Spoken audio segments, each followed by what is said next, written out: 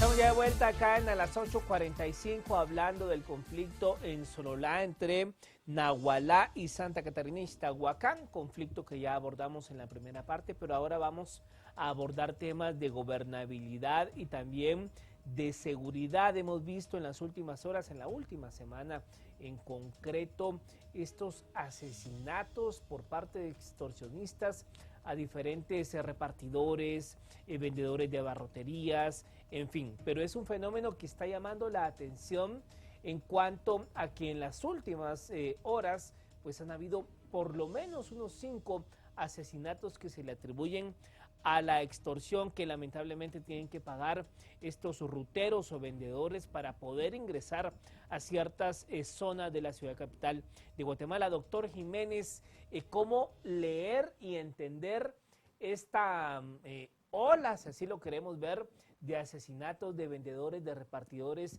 de bebidas, de gas y todo lo que hemos visto en las últimas horas?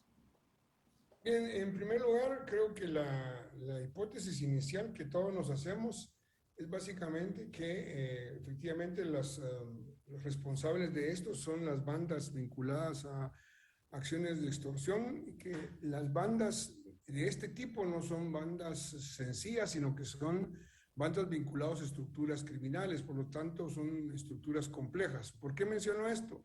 Porque, digamos, es una cuestión muy sui generis que se está dando en este momento. La violencia es la herramienta por excelencia y sobre todo la violencia armada, ya sea como amenaza o como uso de la violencia armada, la herramienta fundamental para llevar a cabo con éxito las acciones criminales de la extorsión, porque nos amenazan precisamente para extorsionarnos de que nos van a asesinar, y nos van a asesinar probablemente con un arma de fuego.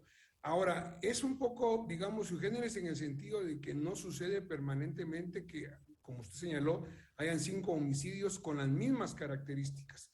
Esto significa que hay patrones en común, lo cual de manera, habría que entrar a conocer de manera detallada, y esa información la tendrá la policía, obviamente, y la tendrá el Ministerio Público. Habrá que entender con claridad si hay algunas coincidencias más allá de los modos operandi de quiénes son las víctimas, de qué manera están cometiendo los asesinatos. Digamos, si hay, también hay coincidencias en los patrones que permitan identificar a una sola estructura o son la coincidencia de varias estructuras. Si es la coincidencia de varias estructuras, a mí me parece que es necesario hacer una reflexión de cuáles son las condiciones que llevaron a esa situación que están dándose, que digo, es sui generis porque, repito, no quiero decir que no usen la violencia, por supuesto, que asesinan, por supuesto, pero no con estos patrones. Esto nos permite también pensar en la posibilidad de otras alternativas de hipótesis que yo no me atrevo a decir con precisión. Algunas podrían ser de que sean, digamos, situaciones de estructuras criminales no dedicadas a la extorsión, pero que de alguna manera quieren, digamos, mandar algún mensaje o haya algo detrás de esto. Digo porque es siempre probable esta alternativa, siendo de que los patrones de la situación son particulares, a no ser que estemos entrando a una etapa nueva del comportamiento criminal de las bandas de extorsionadores, de crimen organizado, de extorsionadores, que ya están entrando a estos patrones nuevos y van a ser más frecuentes estos puntos. De aquí hay muchos aristas de análisis que se pueden hacer, que digamos, los que estamos fuera de la institucionalidad tenemos muy poca información, pero que sí permiten señalar de que de nuevo se puso en la mesa de la opinión pública un problema que es un problema permanente en la ciudadanía guatemalteca. El tema de la extorsión yo siempre lo he señalado, y no porque yo lo diga, sino porque los datos, la evidencia empírica nos lo dicen. En casi, digamos, ya más de 10 años, de casi 12 años de que la tendencia a los delitos ha venido a la baja, siempre la excepción de esa baja ha sido la extorsión. Claro, en este semestre pareciera que ya hay una tendencia a que aumenten los delitos, pero eso hay que analizarlo con mayor detenimiento, pero de los años para atrás, la extorsión siempre ha sido la amenaza más importante en temas de seguridad ciudadana y que efectivamente es muy probable, repito y concluyo, 2 posibilidades. Una, de que haya digamos, un ingreso, un nuevo patrón y un nuevo modo operandi de las estructuras de generar más violencia de este tipo. Y segundo, una posibilidad siempre de que si esto no es normal en el comportamiento criminal, que puedan haber otras hipótesis alternativas que no sean necesariamente el interés de las bandas de extorsionadores. Yo lo dejaría ahí como un primer, digamos, aproximación analítica. Ahora, Coronel Mérida, la intervención del doctor Jiménez nos lleva al análisis del comportamiento estacional de estas olas de crimen, principalmente en los grandes centros urbanos. Enero tiende a ser sumamente complejo en muertes violentas, el pago del bono 14 genera un nuevo despliegue, un despegue de acciones de extorsión, inclusive de asesinatos. ¿Puede estar habiendo un comportamiento estacional en estas muertes que se han estado registrando últimamente?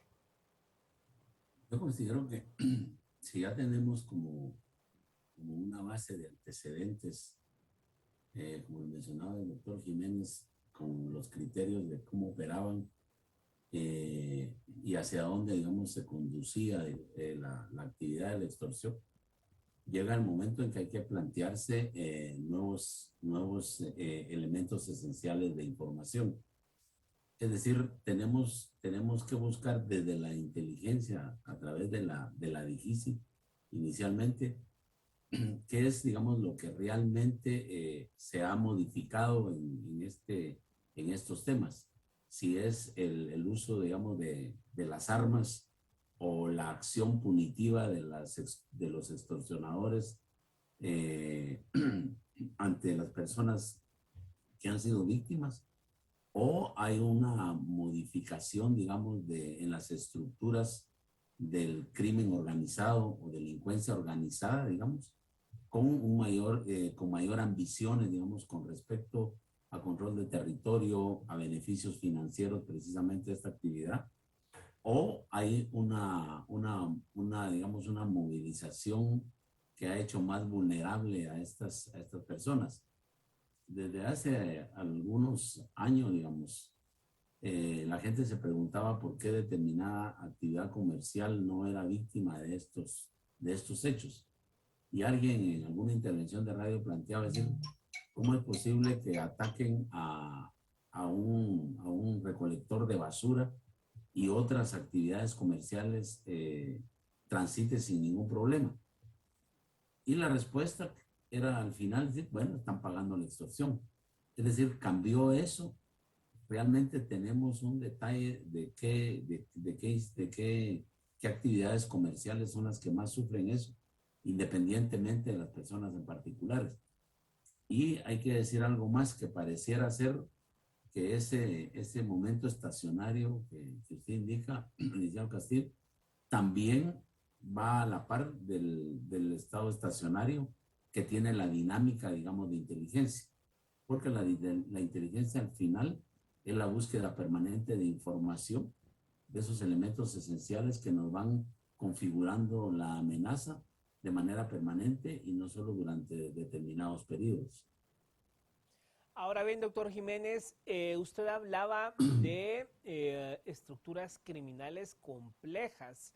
Estas estructuras, digamos, están relacionadas a maras, están relacionadas a narcomenudeo, o digamos ya estamos hablando de un fenómeno tan diversificado en delitos y crímenes que no se le puede atribuir solo, digamos, al comportamiento de una mara específicamente.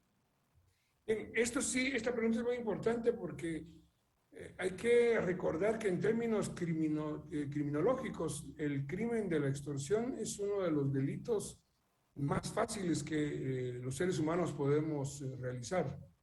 ¿Por qué razón? Porque en la lógica de una relación criminal ilícita de costo-beneficio no requiere de mucho costo para obtener un alto beneficio. Es decir, basta un teléfono, un conocimiento relativo de la persona a la cual estoy llamando y una capacidad de poder manipular en una situación de temor y de miedo a la víctima a la víctima de quien el que está extorsionando. No se necesita de una estructura criminal necesariamente para ejecutar un delito de extorsión. Y de hecho, sobre eso los analistas siguen teniendo un debate de si efectivamente la mayoría del porcentaje de extorsiones son resultados no de estructuras complejas de crimen organizado, sino que pequeños grupos o inclusive de actores relativamente individuales que extorsionan. y que sí se hacen pasar como parte de una estructura. Este es un tema importante porque yo estoy convencido de que este delito, digamos, no solo son las estructuras de delincuencia organizada las que están detrás. Efectivamente, hay estructuras, particularmente de mara y pandilla, que sí están detrás del tema de la extorsión. Se sabe muy bien de que el negocio ilícito más importante de la mara y pandilla ha sido por muchos años el tema de la extorsión. Pero no son las únicas estructuras criminales que hacen extorsión. Hay estructuras complejas de crimen organizado que se han ido constituyendo en el país y la prueba está en el desmantelamiento que en los últimos 8 años ha hecho la policía de algunas estructuras donde se nota de que son estructuras que no necesariamente son mara y pandilla. ¿Esto qué significa? Más que una diversificación es precisamente esta lógica, digamos, sociológica del crimen en cuanto a la extorsión por su propia naturaleza. Ahora, aquí sí creo que hay que señalar una cuestión que es muy importante, y es que en términos de modo operandi y en términos de patrones, hay ciertas cuestiones que sí, digamos, permiten señalar que detrás hay una estructura criminal, sea mara y pandilla o sea una estructura criminal, digamos, que no esté vinculada a estos grupos. ¿Y dónde encontramos esto? Por ejemplo, las situaciones como la que estamos viviendo en este momento, de extorsionadores que asesinan a este tipo de víctimas, requiere de una mediana e importante estructura criminal para tomar una acción de esta naturaleza. Incluso hay un trabajo ahí, yo no sé si llamarlo inteligencia porque creo que no es el término adecuado, pero se asemeja mucho. ¿En qué sentido? Tienen bajo control las rutas de los camiones, tienen bajo control los momentos y las horas en donde pueden pasar, porque aquí aprovechan el momento más adecuado desde la perspectiva de su objetivo criminal, en este caso de la intencionalidad del homicidio, que permite, digamos, realizarlo.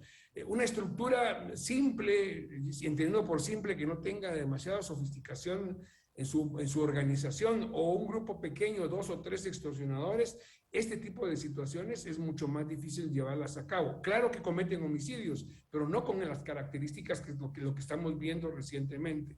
Entonces, esto, digamos, es importante. Sí, por favor. En este caso hay un poder de fuego ya determinado. Recuerdo que cuando usted fue ministro de Gobernación, uno de los problemas era el alto número de asesinatos de pilotos del transporte urbano, y una de las hipótesis que se manejó durante su administración era que había una competencia cruzada que llegaba inclusive a exterminar o matar físicamente a los pilotos de una línea rival. ¿Este tipo de modus operandi se sigue reproduciendo en el país? Digamos que yo por el momento, en cuanto a al transporte público, creo que ha variado. Creo que, digamos, no se está repitiendo esa dinámica. Ahora, en el caso de, digamos, de los repartidores de bebidas y este tipo de negocios que son objeto de la extorsión, obviamente no aplicaría como hipótesis lo que sucedió con el transporte en aquellos años. ¿Por qué? Por la naturaleza, digamos, inclusive de la acción empresarial. Me explico. Son estructuras empresariales totalmente diferentes. En aquel entonces, cuando se manejó mucho esta hipótesis, que al final, digamos, parcialmente fue comprobada, porque eso tiene que comprobarse después en el campo legal, el punto fundamental es que existe, digamos, y eso es un tema no guatemalteco, es un tema de las dinámicas criminales en todo el mundo. Hay un punto en el cual un sector económico que puede ser muy rediticio, pero que no tiene, digamos, un efectivo control del Estado en términos, o sea, el área municipal o el Estado central, genera, digamos, una serie de dinámicas de control y de, ¿cómo diríamos?, de control de plazas del negocio automáticas entre los propios sectores al margen de la ley, lo que significa en muchos casos el uso de la violencia. Y esto es lo que pasa en algunos, y eso pasó en aquellos años. Yo no creo, solo termino, perdón, estos hechos que estamos viendo no creo que entren dentro de esa dinámica, porque es una dinámica muy particular.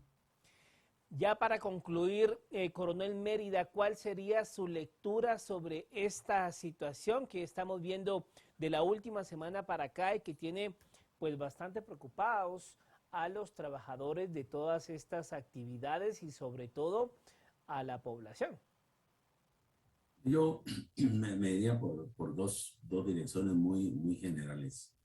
Una, incrementar la presencia disuasiva y de recolección de información eh, en las partes, digamos, donde hasta este momento han ocurrido los hechos, particularmente en la periferia.